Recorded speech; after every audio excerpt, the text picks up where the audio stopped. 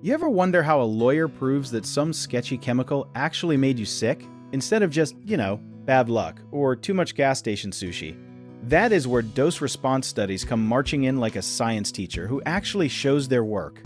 Basically, dose response is the idea that more exposure equals more harm. Like eating one cookie is fine, but eating 20 cookies means you are rolling around on the floor at midnight. Scientists chart this out on a graph, and if the line goes up as exposure goes up, that is a big clue something real is happening. Courts love this because it is way stronger than someone just saying, "I feel bad and I blame the factory." A proper study might show that workers exposed to tiny amounts of a toxin had barely any symptoms, but workers exposed to huge amounts got seriously sick.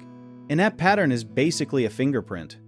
Think of it like binge-watching a show. One episode does nothing to you emotionally, but 10 episodes in a row and suddenly you are crying over a fictional dog. The dose changed your reaction, and that consistency is exactly what lawyers need to show a jury. Back in the 1980s, this kind of science became huge in lawsuits involving asbestos, because researchers noticed that people with heavier and longer exposure had dramatically higher rates of lung disease. That pattern helped move these cases from maybe to yeah, this is clearly connected. Now here's where people get confused. Correlation is not the same as causation, and a lot of folks think one weird study means 100% proof. Dose response does not work alone. It usually teams up with other evidence like timing, medical history, and expert testimony, kind of like an Avengers squad instead of a lone superhero. The plain language version is this: if a tiny bit of a chemical does nothing but a lot of it causes real harm, and that harm increases steadily with exposure, scientists get way more confident it is a true cause and not a coincidence. It is basically the difference between spilling one drop of hot sauce on your tongue versus dumping the whole bottle in your mouth. Lawyers use this data to build a timeline, showing exposure levels over months or years, matched against when symptoms started showing up. If the numbers line up like a suspicious texting right when you post a cute photo, that is a pattern worth investigating. Doubt shows up a lot in these cases too, because human bodies are not identical robots, so two people exposed to the same dose might react differently.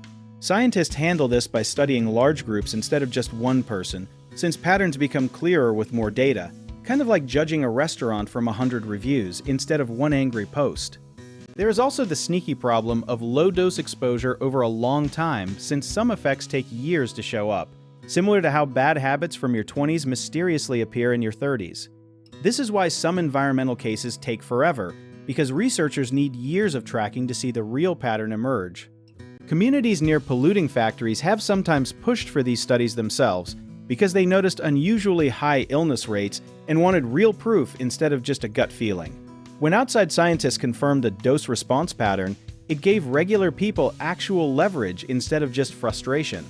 A common myth is that a single scary-sounding chemical name automatically means a lawsuit is guaranteed, but reality is way more boring and precise than that. Everything comes down to exposure levels, consistency of the pattern, and whether the science actually supports a real cause and effect relationship. The lesson hiding in all this is that good evidence beats loud opinions every single time, especially in court where feelings do not win, data does. Preparation matters too, because injury lawyers who understand this science can build a case that actually holds up instead of collapsing under one tough cross-examination.